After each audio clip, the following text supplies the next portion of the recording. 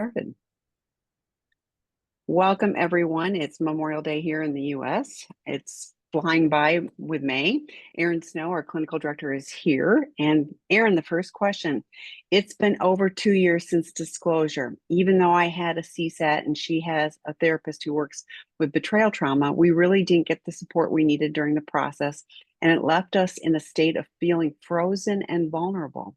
We feel we need to move forward. She wrote her impact statement a year ago. She doesn't have a counselor anymore. Mine retired, and I'm seeing someone I like better, but we don't know exactly how to do this after all this time.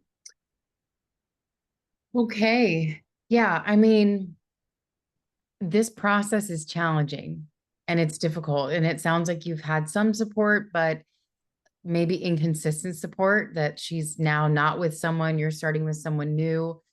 I think that the fact that, you did disclosure 2 years ago would say this is a good time to get a couples therapist. I also, I don't have the details on what recovery has looked like in there. Has there been relapses? Are you involved in meetings? Here we go. Do you She was so hopeful that the coughing was over. So it shows up from time to time. Um, do you have support? Does she have support and community? And so I don't have all those details, so I'll just fill in that's the hopeful here. But I would say it's time for a couples therapist. Obviously, you both having individual therapists is helpful on the individual healing journey, which is really necessary. Um, is really necessary for, for her to heal the trauma piece of this, that she didn't create this or cause this. And it's like being hit by a bus. And now I have to heal from that in order for every trigger not to knock me down, in order to figure out how to find safety within myself, how to feel like I can wake up and show up as the person I want to be.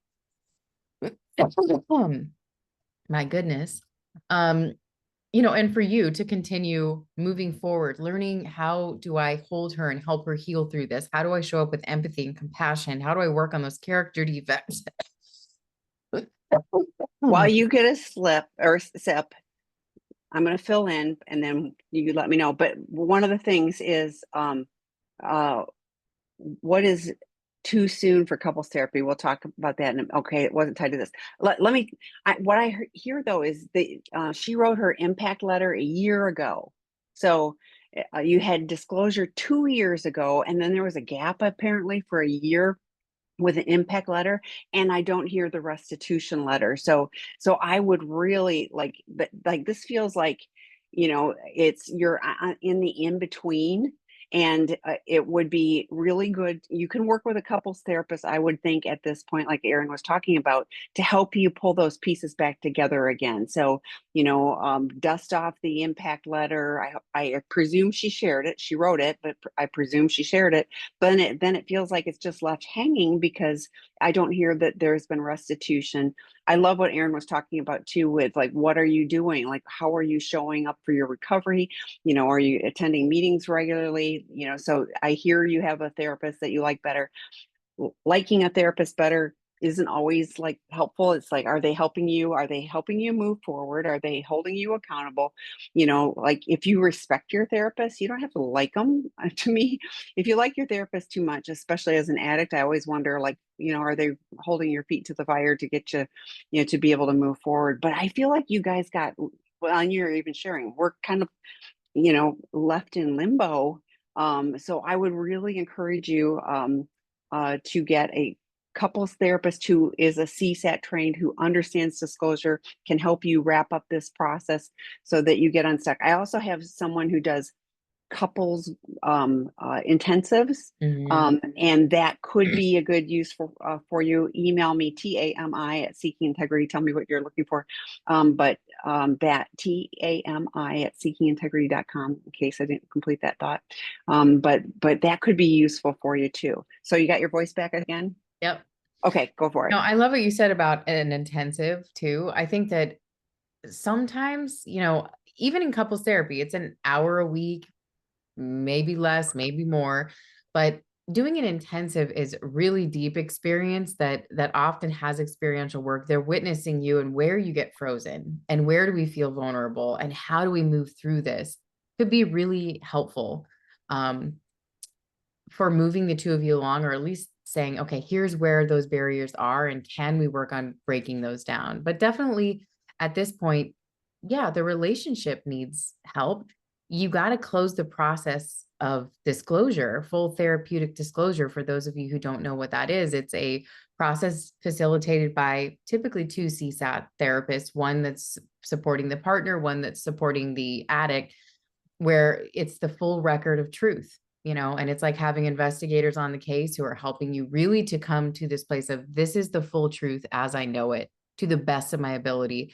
And it serves as a launch point if you're in good recovery to be able to move forward from that point. And there's several steps that close that loop. It's not just the disclosure. As he mentioned, there's an impact letter that's written by the partner that's been betrayed. There's a restitution letter. Then there's like, what are we going to do next? So closing that loop is really important. It's not just about the disclosure. There's other steps to that as well. So I hope that you find, good support to help you to move through those next phases and to get some good direction and support to help you guys move forward at this point. So couples therapy, couples intensive, and finish up disclosure. And I'm glad you're asking and not choosing to just stay stuck. So Yeah. what is too soon for couples therapy? And we talk about that kind of on a regular basis. So what are your thoughts? Yeah, and there's lots of people out there that have different opinions on this, and that is okay. Our stance is to wait until the addict is in recovery, has a basis of, and actually for both to, both are on the path of recovery. Because as Tammy puts this metaphor out there, if you have an addict that's still acting out or still very much in their compulsive behaviors, it's like sitting in a boat and one person has an oar in the water and you're just spinning in circles. So we always recommend that there's, support on both sides individually so that they, the partner is healing from the trauma, learning some coping techniques, learning some skills, getting some community on board and support. And the addict is entering into a phase of at minimum abstinence from their behaviors, but also beginning to do work on communication and their own triggers and their own trauma so that when you come together and do couples therapy, it does not feel like a wasted effort. So that looks different for everybody. And I always say the CSAT is the best one to say you guys are ready for couples therapy now. But I mean, we like for our clients typically will say, 90 days of good recovery and working with a CSAT weekly to get to that place where couples therapy is actually useful, helpful, and to moving forward. But again, every couple's different. Every CSAT is going to be different. Some of our clients come to treatment and they've had long-term recovery and they've been on this journey for a little while. Some of them already have a couples therapist. So it's just for us, it's have both partners stabilized in their own healing journeys and recovery journeys, and that couples therapy is that much more effective. And I think it's really important to work with a couples therapist who understands these issues. Yes. A generalist couples therapist is not trained to understand the pain of betrayal trauma, the necessary accountability for addiction. So, but they're just not trained for it. So making sure that you have the specialist that is able to help you. And I often say, if you are working with individual therapists, which we hope, ask your individual therapists who they recommend, because ideally they are you have release assigned and they are able to communicate, because then it's a team for the two of you to really help, support you on this journey. So, and some individual therapists will also do conjoint couples therapy. So your individual therapists, you come together maybe once a month and you're doing some work, where all four of you are, gathered. That can be really effective too. So there's a lot of different ways to do this, but finding someone who's actually going to be able to help you and your relationship move forward.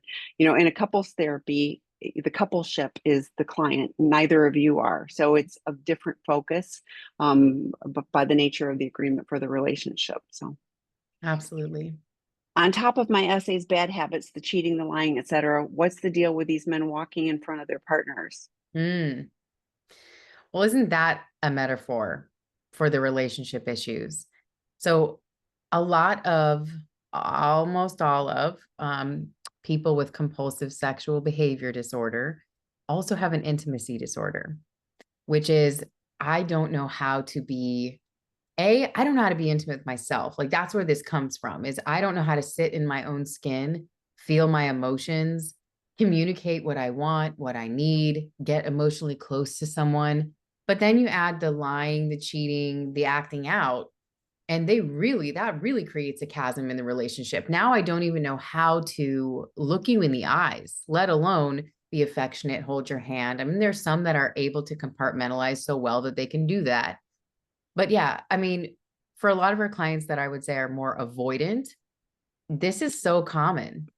We hear it oftentimes in the betrayed partner's letters expressing that I feel like I'm in this relationship alone, Mm. and they'll even use this example of when we're out, it's like you're on your own and I'm tagging along trying to catch up with you. And that's just a signal of that intimacy inability. It's like, I can't walk with you in life. I can't be close to you emotionally. I can't let you see me. And it feels very alienating. It feels very alone in a relationship where you have someone that literally does not know how. That's why we call treatment oftentimes emotional kindergarten, that it is learning for the first time how to be anything but cognitive. A lot of our clients are very intelligent. They have, success driven and able to function in the world in that way. And this sex addiction has forced them to come to their knees, basically saying, things around me are crumbling, my relationships are crumbling, or I don't have close relationships and my partnership is almost over. And that's when they all of a sudden say, I have to figure out what the root of this is. And when you really start to look at it, there is oftentimes, since childhood, this inability to connect with self that was turned off. It wasn't safe. I'm not allowed. And then you bring a partner into that dynamic. And typically in the beginning, there's a reason why people fall in love, right? In the beginning, it's, oh, this is hot fire connection. And for avoidance and anxious and addicts, they all like that phase. No problem. And you don't see those red flags because they're not visible in the beginning always. And so you get into a relationship, and all of a sudden, when there's commitment and there's expectation and there's responsibility, that partner begins to float away. And now it's like, wow, I'm in this relationship by myself, or I'm parenting by myself, or I'm managing the day to day, life by myself. And that's not what I wanted. I wanted a partnership, an equal, someone who sees me and loves me and can be affectionate and share that with me. And so the whole like walking in front of your partner is just such a metaphor for how you feel in the entire relationship. Is it typically walking ahead? Because I could see it not walking alongside, but in front or behind. Like, do you hear that as well, or is it always, or I almost mean, always ahead? it's usually ahead. And the Mm, reason is if interesting. they were lagging behind, the thing is, the difference is that partner would slow down to be with them. Oh, sure, that So makes sense. Uh-huh. so they're, yeah, it's almost like I'm on a mission. What? I'm going to where I'm going. And it's like, I thought we were going to dinner together, and you literally don't even notice that I'm walking with you to this thing. Hmm. Um, so we hear it a lot, honestly. And it's sad because the partners just want to walk next to you in life. Hmm. Hmm. That makes sense. So thanks for sharing that. Mhm. Okay. I'm in a 30-day no contact with my betrayer after another lie. I set this boundary to protect myself and give him space to complete a fully honest second disclosure, my non negotiable for staying. Instead, he's avoiding with fantasy games and broken our agreement by attending co ed SAA meetings where someone he was attracted to might be. I'm heartbroken. It doesn't feel like he's choosing us. How do I know if waiting 23 more days is wise or just re traumatizing? Yeah, that's really challenging. I first want to honor that you have boundaries and that you are actually walking them out. I think it's one thing to say, I can set boundaries, but when push comes to shove, it's really hard to actually do what you say you're going to do, because boundaries don't require someone else to do anything. Um, they require the boundary setter to take action if that thing that is supposed to make you feel safe isn't happening. So I really want to just say I honor the fact that you're setting the boundaries. So I wonder if you, I assume, have a therapist involved, but you know, you can set another boundary in here that, I don't know if it was your boundary that he can't play, you know, fantasy games, but being really clear about what needs to happen in these 23 days for me to even be interested in hearing this second disclosure and be interested in staying or not. So, if he's breaking the boundaries by going to co-ed, that's a boundary in your relationship, co-ed SAA meetings. Okay, then you have to look at what does that mean for you? I don't feel safe with that. We're already in a 30-day no contact, and you're doing things that are violating other boundaries in our relationship. Is it like now I actually need 90 days, not because this is punishing you, but because I don't feel safe and I don't know what to do. And all you can do in those circumstances is sit back and watch what they do. And everything that they're doing is data. Are they moving towards the us in the relationship? Like you said, he's not choosing us because his actions are showing that he's not respecting the basic boundaries that we've set. Then that doesn't feel like safety. And that's what boundaries are about. It's not about punishing somebody or even creating ultimatums and demands. It's saying, I need mental sanity. I need safety. I need to be able to regulate myself. I need to be able to show up to my job. I need to be able to parent. And I can't do that in the midst of chaos where I'm feeling heartbroken all the time. And so I would be saying, maybe through a therapist, since you're in a no contact, that, hey, more boundaries have been broken, but let me be clear what they are.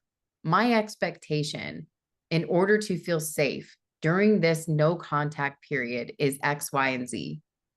Yes, you're supposed to be working on a second disclosure, but I also have the expectation that these basic boundaries we've already set together are going to be followed during that time. And if they're not, then I'm not interested in showing up for that second disclosure in 30 days. And I'm going to be separating for 3 months, or I'm going to be separated. So I don't know if any of these things were deal breakers, like the relationship is over, but I do hear in there a lot of gray area that for me would be, yeah. I mean, we're in the no contact and I'm watching. That's all I can do. I'm watching to see whether you're a safe person that I can either move closer toward or further away. That's what boundaries are about when you're a betrayed partner is, are the actions you're taking allowing me to move closer to you or forcing me to move further away from you? The boundaries actually allow me to safely connect to you. And I'm setting those so that I know that you're a safe person to be around. And right now he's definitely living in some gray areas. So do I think that it's, non-negotiable deal breaker stuff? You'll have to decide. But I would say that get explicitly clear about what you need in these 23 days and an agreement whether or not he's able to do that. If he's not, hey, okay, then that's an answer. And you can decide whether or not you want to move through it. But I don't necessarily think it's unwise for you to see the 30 days through. But you have to decide based on your history in this relationship, whether it's re-traumatizing for you or you need to begin to move further away from this. I put in the chat, we have the boundaries group for partners starting tomorrow. There are spots left. This is, I subbed in on the drop-in group last night and I was like, I don't know why partners would not choose to get that support for themselves. It is, regardless of where you are, even if you think you're doing really good with boundaries, just having the support and making sure they're fine-tuned. I want to make sure when I'm reading all of this, if I hear he's not doing it, and that's good for you to know. But I hope during the 30 days and the 23 left, that you're really leaning into self-care for you, while you're, that you're getting support for you. I'm glad you're here, but I hope you're getting the support that you need, so that whatever you need to choose to do for yourself, that you've got, you're not doing it alone. So, but thanks for being here. Okay.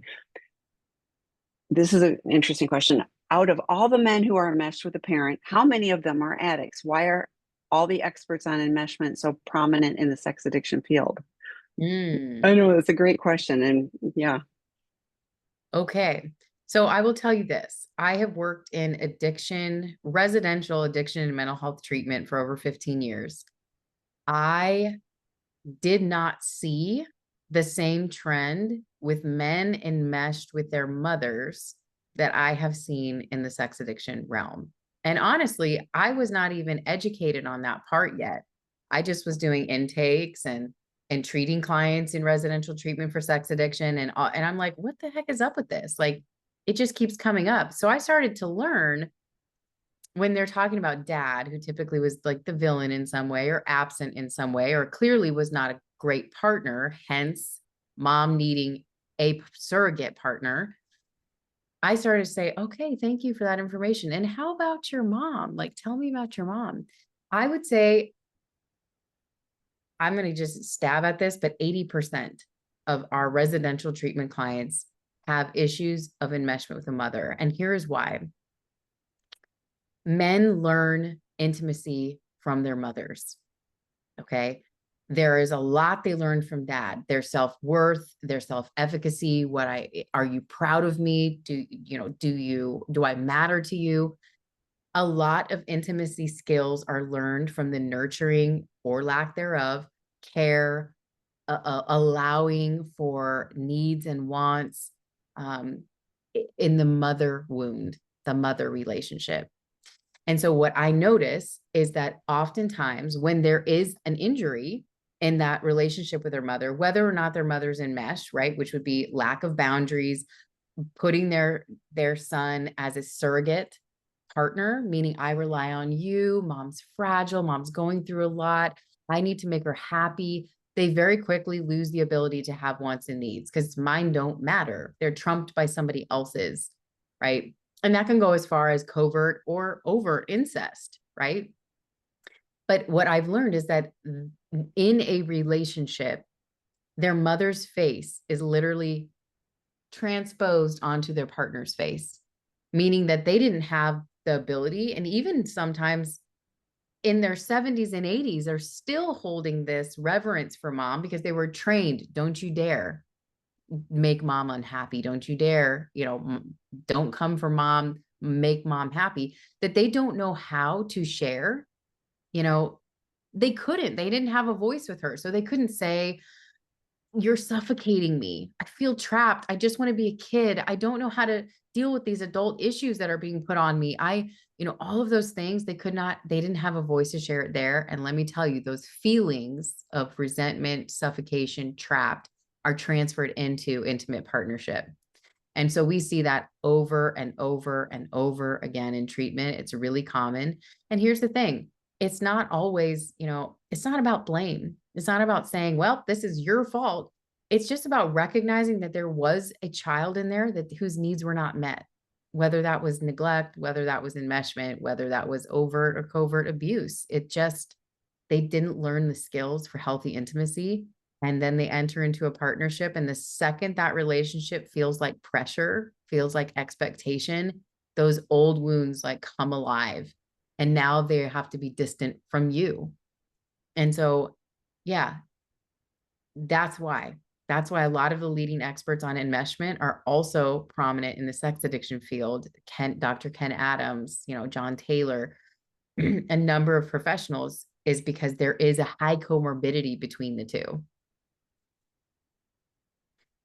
Okay. So then the next question, 23-year marriage. My husband had an emotional affair with my best friend. D-Day was September 11th of 24, with many trickle truths in this time.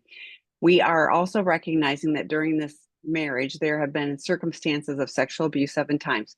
I have been gaslit and disrespected for so many years. He is seeing a CSAT therapist that says he is a sex addict due to his childhood sexual abuse history. I am in therapy as well. I'm struggling to see how there can be a reconciliation in this horrible story. I had a therapist say she couldn't work with me because it's weird and that I want to stay in the marriage. Any suggestions to get through this? Oh my gosh. So yeah, There's so so much much here. I to know. I'm just like, say. yeah, Oh, okay. first of all, Unpack it. I'm so sorry to Yeah. endure that kind of betrayal, all betrayal hurts, but betrayal on two fronts, meaning that it's my best friend and my husband, is beyond me. So I am so sorry you have gone through that, on top of the other things, circumstances of sexual abuse in the marriage, okay? Being gaslit, disrespected, etc. Okay. The one thing I will comment is that childhood sexual abuse is context, meaning that, sure, all sex addicts have a root somewhere, right? But it does not make him a sex addict. So, what makes him a sex addict is compulsive sexual behavior as an adult. There are many sex addicts that do not have childhood sexual abuse as part of the story, but in your case, they're connecting that, but it's not an excuse or a reason, it's context. Okay. The second thing I'm saying here is I am so sad by your experience with your therapist, because this is why, a lot of people are like, God, you guys really harp on CSATs. Here is why. They are trained. And even in the CSAT community, there are better ones than others, which is why we give out a lot of really great referrals in the CSAT community, but they're trained. So they are not coming at your relationship with, well, that's weird. You would want to stay. I don't know if I can work with you if you want to stay. It is a no judgment zone. Whether you stay or go, we're here to help you heal and equip yourself to being, on this healing journey and navigate the steps that are ahead of you. But our platform will never judge someone for staying in a relationship or for choosing to go. That is only something you live with every day. And we are not here to tell you that you're wrong, you're bad, or you're weird. So definitely get the hell away from that therapist. And my hope for you is that you find someone that can truly support you on this journey, and find other betrayed partners out there that knows what it feels like, because this is often a very isolating place to be. For this reason, people have opinions, right? Even friends and family are like, what? They'll never forgive something that you can work through. So a lot of betrayed partners feel really isolated. So finding some semblance of community, we have a lot of opportunity between our work groups. We mentioned the boundaries work group, our drop-in discussion groups, lots of opportunity to find community if that's what you're looking for. Just feel the support of other people in the room as an observer. And find a CSAT or, CPPT therapist that can actually help you from a place of non-judgment and support. And, I think here's what's challenging. I don't know what he's doing. Okay. So for me as a betrayed partner, it would be a non-negotiable that after this discovery and this D-Day, which was a year ago almost, that he is doing a lot of work to repair this, right? So if he is indeed a sex addict, which it sounds like there's a lot there to be uncovered, it's like, yes, seeing a CSAT, great, but are you going to meetings? Are you in a men's group? Are you actually working the steps with the sponsor? Are you actually doing that work? And we know that sometimes abstinence comes first and some of the other behaviors take time, right? There's some of the character type behaviors that look like narcissistic traits. Those take time to instill what empathy could look like, what regulation in themselves, so they're not defensive or going into a shame spiral every time these things are brought up. Learning how to hold your pain, learning how to communicate, all of those things are, part of this journey. But he's going to need to do some serious work. I mean, because I'm reading into some of this and it's just like, you need some space from this and some major help and support to heal from it. If he's not changing those behaviors where you feel gaslit, disrespected, sexual abuse, I don't even know what, that could look like, but that you need to get safe. And that might look like space, not saying stay or go, but set up some boundaries and some expectations to take care of yourself so that you're not continually getting beaten down by this on a daily basis. And I'm so sorry, It is a horrible story. And I'm so sorry that you've lived it. And there is help, healing, and hope out there, whether it's you on your own or him engaging in the work. So we have a special edition webinar coming up in June about therapeutic separation. There's a new workbook. Dr. Rob did a podcast with the women who wrote that. So check that one out. We've got a bunch of special edition things. We've got one this Thursday that's a special edition as well. But I did put in the should I stay or should I go? And as Erin said, judgment free, but it's just kind of the, well, Kristen Snowden did did the questions out of Gottman's work of like, do I even like this person? Like, do I want even, continue? We have So there's a shared bunch of memories. questions. Yeah, exactly. You've got 23 years and so whatever you decide. And then there was one, Debbie Allen did one with one partner who stayed and one partner that went. And again, a judgment free, whoever, they chose their journey and they shared. Then we had Deborah Doak that did about mediation and how to navigate that. And then finally, there was some legal. So it's just a series of educational things. And I think it's really important to have an understanding so that you're not doing this in a vacuum. It's a lot of stuff. I would welcome, email me, TAMI at Seeking Integrity. Tell me where you're located. Like Erin said, a CPTT or a CSAT or an APSAT. And I actually ask them if they actually work from a codependent lens, because some of them are still using codependent language and you're part of the problem and you're not, and so there's some that we do refer to and some that we don't. And so let me know where you're located and I'll do my best to help you find support. But the drop-in groups, I'm subbing in on the Old Lady Posse. They named it, we didn't, but that's another support option. That's tomorrow morning. There's just a number of different resources to help you on this path. So check out all of our resources online and let me know if we can be of help. I would love to help you find somebody who actually can help you. So, okay. Betrayer here. Recently, my partner said something to me, a vulnerable statement about something she was going through that triggered a big shame and anger response in me. I made my reaction all about me and missed an opportunity to hold space.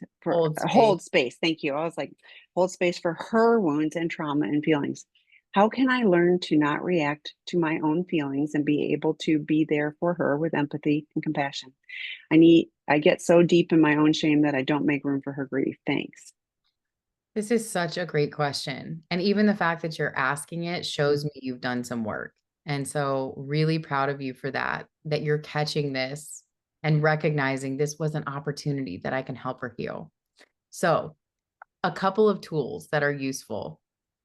The first is, I always say that imagining that you're holding a container, okay, which is outside of you, right? It's not inside of you, it's outside of you. That when you start to notice, okay, she's bringing up something that's painful for her. Imagine, like, take a deep breath into your spine and like literally say, I'm here to help her heal. And imagine that you're holding an imaginary container out here. And imagine that her words are all going into that container. And your job is just to hold it. That this isn't about me. This is about her needing the space to share hurt and pain. Because otherwise, what happens is it's like daggers that go into your heart. And now I'm shot to the ground. And what do we do when that shame is triggered? We revert back into an earlier version of ourselves. We become defensive. We become the victim. We become, gaslighting. We go to the facts and we don't look at the feelings. That's another one, is focus on the feelings she's having. So she looks sad. She looks angry. She's being vulnerable. Focus on those feelings versus the facts that are coming out. Because a lot of clients, especially, our very cognitive clients, will go to, well, it didn't happen on that day. It didn't, or I wasn't really doing that thing. And it's like, you're missing the opportunity to say, wow, I can see how hurt you are. There's a tool called AVR that Carol Jurgensen's Sheets has done. You can find it online, but it's basically 3 steps. That's like acknowledgement. I can see that you're in pain and that I caused that pain, right? The validation is of the feeling. And I can see that anger is coming up from you, or sadness. Like, keep it simple, 5 basic emotions. And then the reassurance is that I can't promise you, that you know, this is going to be gone tomorrow, but I can show up every day in a way that helps us take one step closer by doing the actions that help you to feel safe. And so I would just say, you know, another thing is just really getting in touch with your little boy inside and recognizing that he likely doesn't feel good enough anyways. He likely struggles with accepting love. He likely is terrified of rejection. And if you can imagine as you're holding that container, just holding that, you can reparent yourself. You can support yourself. You can say, I've got this. And it allows the adult man to show up in the room when you know that you're holding that little boy that's scared and that's, you know, afraid of being pushed away. It allows for you to say, I've got you, and we're going to be okay. And we can hold this container right now for her because it's going to help her to move one step closer to us. And we don't have to react right now. So it is tough and it takes practice. Definitely be working on this, you know, with your therapist, but you will get there. You know, we've seen many of our clients come in and they have zero ability to do this. And with practicing these skills and these tools, by the end, we see a dramatic shift in their ability. Because you're right, every opportunity it's like the Gottmans always call it like a marble jar. Every opportunity is like an opportunity for building trust or breaking trust. And that could be the simplest thing. You see your wife sad and you choose to walk by her quickly out the door to work. That's a marble taken out of the jar, right? It's in every moment is an opportunity to build trust. And so I appreciate you asking this question. I think many of our clients struggle with this. So I really, I validate the fact that you're caring about this. And that shows me you've done some work, and really proud of you for that. So, and I actually, when you talk about, you know, like imagine, I'm like, if you hold your hands out in front of you, like that's a good visual that it's just coming into your hands, and you can talk about this is what I'm going to do in advance so that you know, like I really believe she would be appreciative of knowing that you're working on being a container. Yeah. I think in, you know, the daggers, you know, like I think if there's a container out here, I'm not a sponge. I'm not absorbing all of those things, and so I'm holding the space. I'm holding the emotions, you know, and the visual of me holding my hands out here helps me. So, and then I had put in the work groups. The going deeper is the inner child one. Dr. Eddie does a great job of helping guys navigate that and you know, identify, you know, and you know, reparent. And then attachment wounds. I'm sure the voices of shame and lots of things are, you know, coming up for you. And Troy Love does a great job. Both of them refer to each other's groups. And I think attending both of them is really, you know, kind of a holistic way of approaching things, attachment wounds and inner child. So I would invite you to continue. That's the deeper work that really helps make, you know, start make a difference, you know, with those things. You know, as soon as you can kind of go, you know, oh, wait, that's, you know, I have a massive abandonment wound. So as soon as that, it's going, oh, my abandonment wound's getting poked. Guess what? It's in my thinking part of my brain, and I can choose what I'm going to do versus like falling apart into a puddle. So it makes a difference. And but I'm so glad you're asking. You know, that's a huge. You're not just ignoring. My Yeah. partner CSAT tasked him with writing a list of accounts he might still have that he has used for acting out, including porn sites, dating apps, and email addresses associated with them. He's working on the list, but giving incomplete data about the accounts. For example, he admitted to in the past having opened an account to sell his ex's worn underwear with her consent. I know that this is still an open account in his name, and he said she has the password as well. I also know about the profile that says the account was open months before he met that ex and while he was still married to his now ex-wife. I've told him you're lying. There's evidence and you're still trying to leave her out pertinent details and make yourself look better. He insists that he has no idea what I'm talking about and asking me questions about him like, so when are you saying I signed up for this account? How do I handle this? How does he stop lying? The account was created 3 years ago. He's in 12-step groups. What one of the things I don't know is like how long he's been going to 12-step groups. There isn't that detail. But at least he's, you know, he's seeing a CSAT. We know that. So Yeah.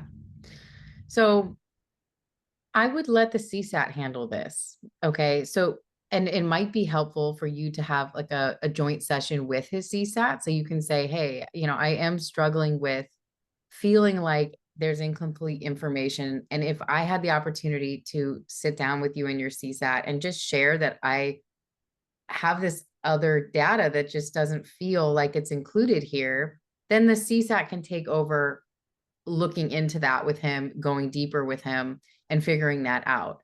And at the end of the day, if you know he's lying and he's not willing to come forward with that, then that's data. I always say that's you don't have to have this like bold face evidence, which by the way you do, to set a boundary of I just like the minimum I'm asking for here is that you're honest in this shedding of these old accounts that were associated with all of this stuff. And if you're not able to give that to me, then I don't feel safe. I mean, you asked the question, how does he stop lying? Lying is a beast, okay? And a lot of our clients do struggle with compulsive lying. It's par for the course with addiction. Addiction doesn't thrive in honesty. Let's just put it that way. Addiction thrives and has to thrive in lying because you have to keep this other compartment separate. And in order to keep it separate and compartmentalized, you have to lie about it, period. But once you're in recovery, right? Lying is often a survival mechanism from early childhood. For those that struggle with massively compulsive lying, it actually came from an earlier time where you had to choose between loss of love or give the right answer. So there's no like mechanism in the brain, there's no neural network that's like, I'm going to give the authentic answer. That actually takes more work than what flies out of their mouth without thinking, which oftentimes is not, it's the answer that's going to keep them safe from conflict or the answer that's going to make them look better in the moment. But that's typically been around for a very long time. So actually breaking compulsive lying is challenging, which is why we oftentimes put in a 24-hour rule, which is if I lie about anything, the dumbest thing, did I take the trash out? Did I go to the gym when I said I went to something else? I mean, that 24-hour rule allows for the prefrontal cortex to actually come online and for recovery to take over and say, I'm going to actually tell you the truth. Because if by telling you the truth about the little things, you are going to be able to know that I will begin to tell the truth about the big things. But lying, is why we don't put lying in the inner circle. Lying is going to happen.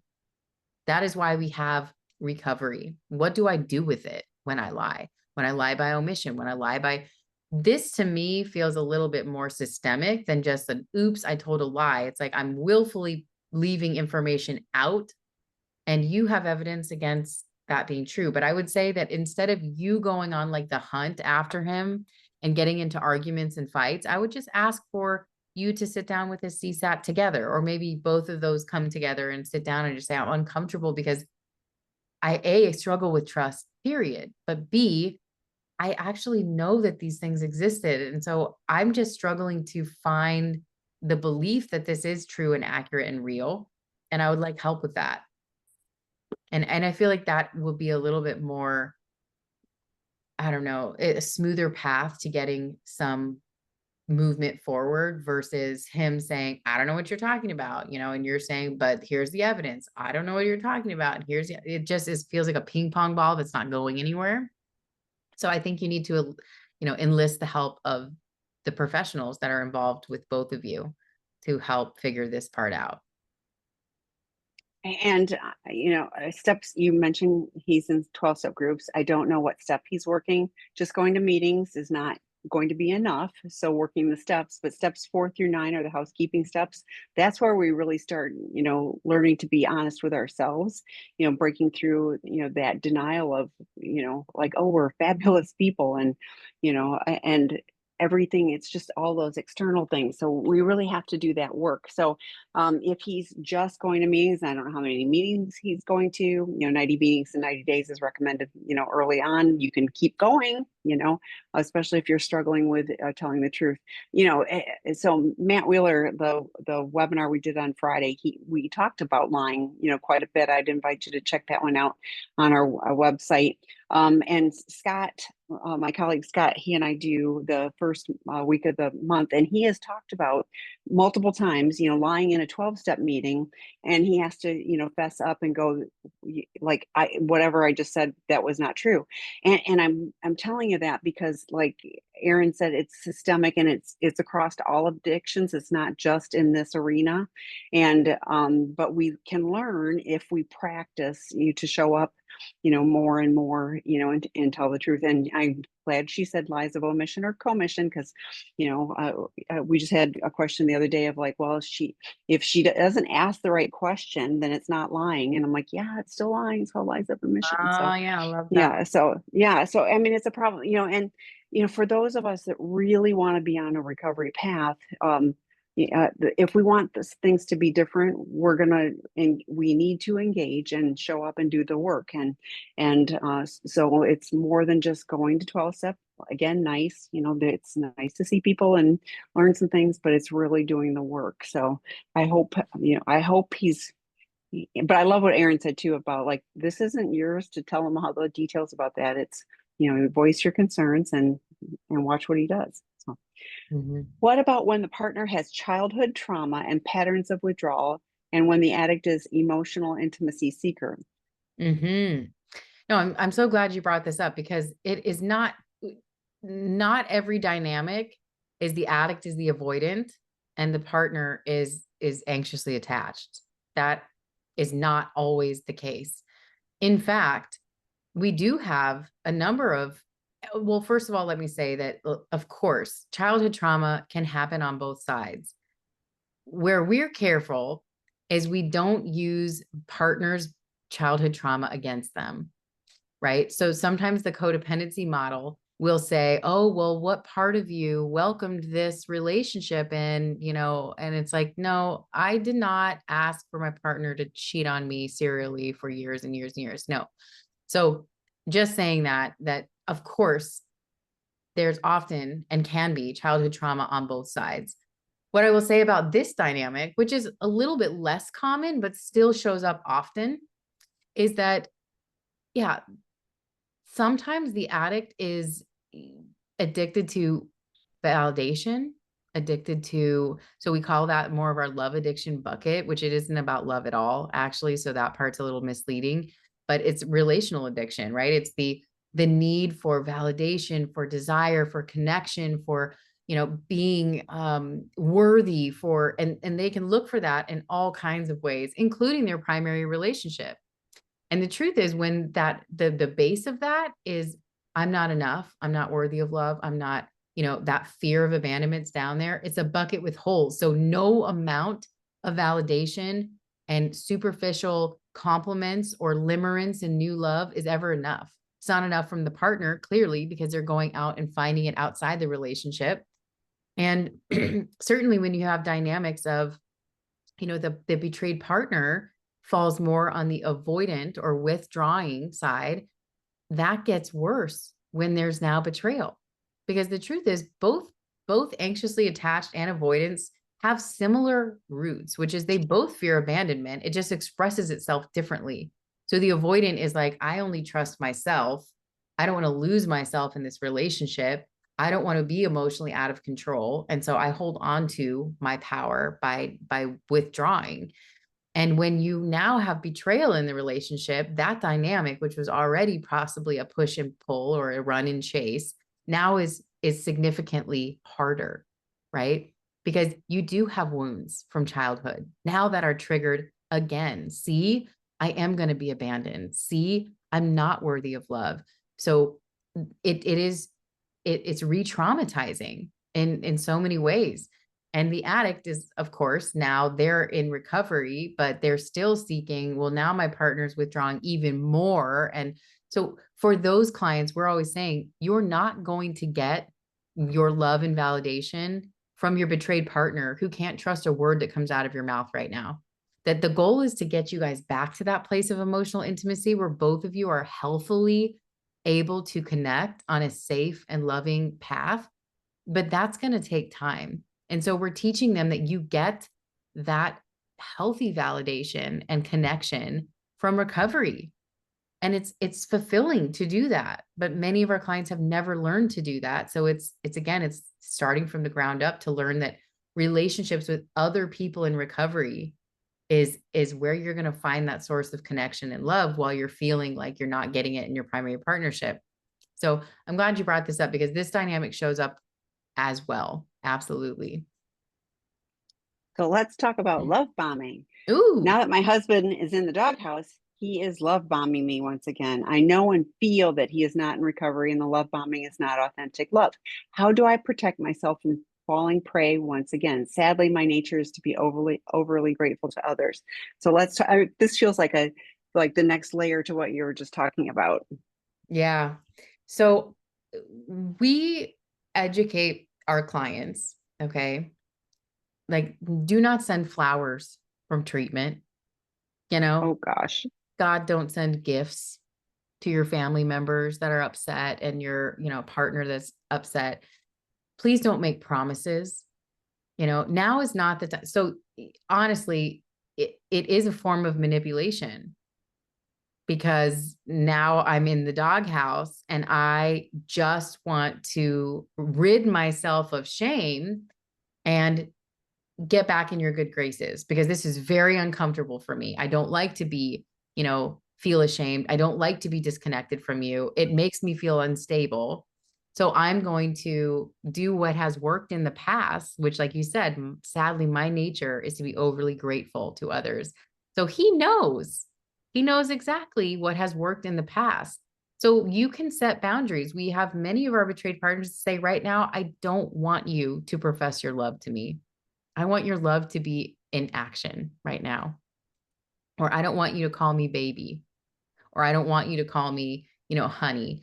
I right now I'm not open for that type of connection. What I'm open for is you showing your love and your dedication through your actions. Because, like you said, I know and feel he is not in recovery. Therefore, you're not loving me with your actions.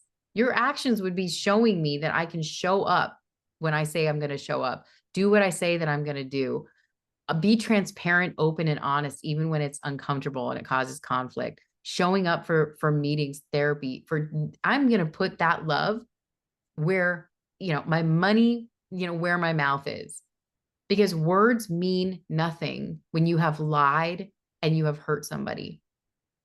So I would set those boundaries that, hey, I do love you and I appreciate, your words of affirmation. However, right now your words are empty because action is not backing those words up. So I'm going to ask for you right now. I'm not open, we'll reevaluate this in 30 days, but I'm not open for you saying that you love me and I'm the most important person to you and all that, because all of that, yes, is manipulation. And B, it's empty because it's like, if all those words were true to a betrayed partner, they're like, you wouldn't have gone out and done everything. So what are you doing right now? You're saying, I love you. I've never known anyone as wonderful as you. And it's like, and you just slept with 15 people. Like that, those things don't line up. So your actions have to change for your word to mean something to me. And that is definitely a boundary that is fair right now and that is real right now.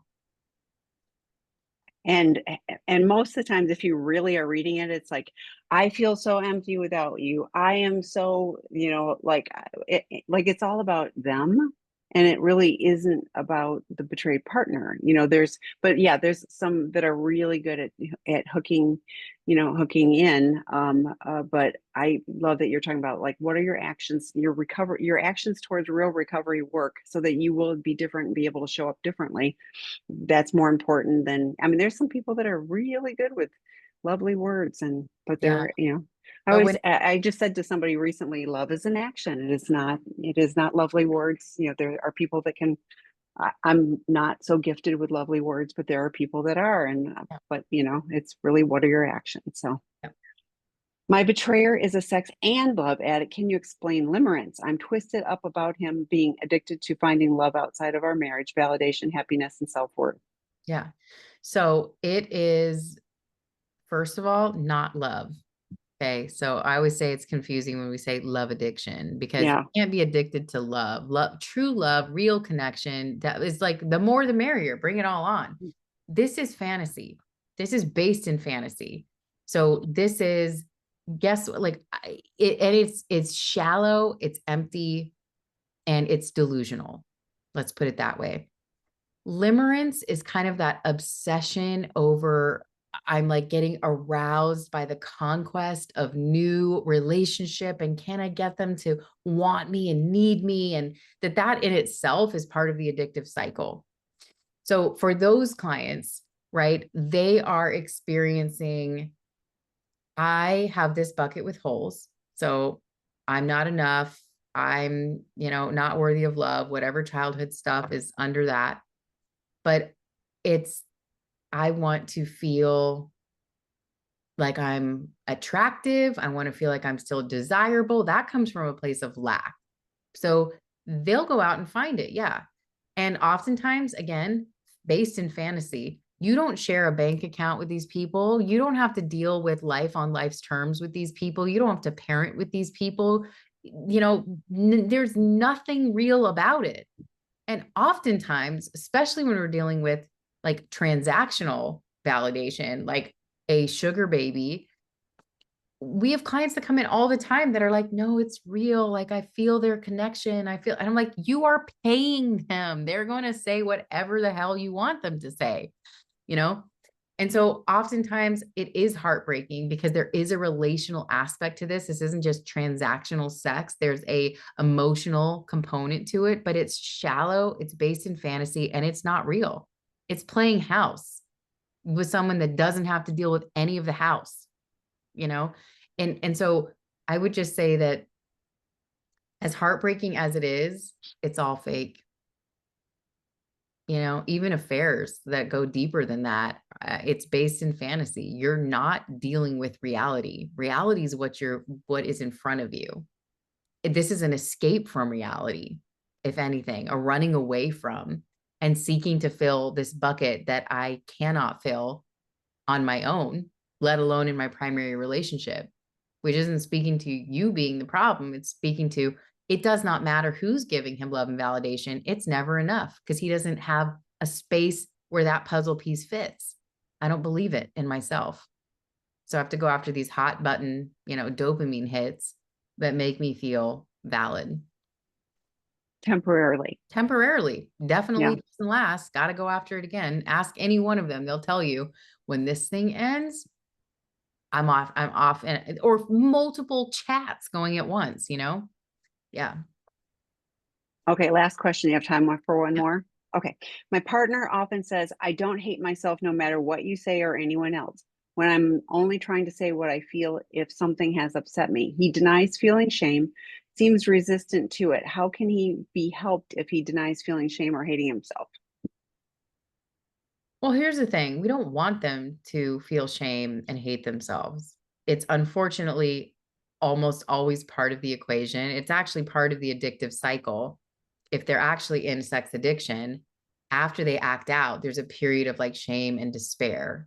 And that then they have to, like overcompensate with other things to get back to neutral. And then it starts all over again. It's actually part of the addictive cycle. However, that's not what we want them to feel in recovery. We want them to experience guilt, guilt can be a teacher for us. Guilt can say, God, that's not in line with my values. That's not who I want to be. That's not who I am. Shame says, I'm a piece of shit. I'm a throwaway. I screw everything up. I am a mess. Like that's about my character. Guilt is, I'm a good person, a broken person, maybe that has made poor choices, that has made bad choices, that has hurt other people. So we want that degree of separation. And maybe he's at this place in his recovery. I don't think so, but where he's moved or transmuted shame into guilt. And it's like, I don't hate myself. I can own that I have had really bad decisions that have hurt other people, or that I have an addiction and I'm broken and whatever it is. In this case, I don't know how far he's into this process. I don't know anything about the story, but there is some deflection. I get like the feeling of deflection here, which is like I could understand if he's like, you should hate yourself. And he's like, what the hell? I don't hate myself. And you're saying, what I want is remorse. Really, that's what I'm getting to, is that you want him to show accountability and remorse, right? And if he's not able to show that, then he likely hasn't broken through the denial part of this, which is kind of step one. Step one is break through the denial, take accountability for the wreckage you've caused. And that takes time. Even in treatment, we always say the first week is all about breaking through the denial and the delusion of this disease and recognizing the wreckage it's caused to myself and to others. So he may not be there yet. But I feel a lot of deflection happening here. I would invite him to join the Sex Addiction 101 online work group because I think that would be really useful. The other would be the free drop-in group with Troy Love on Fridays. And that's about attachment wounds. And they talk about the voices of shame. And there's the rebel, there's the martyr, there's all these different things.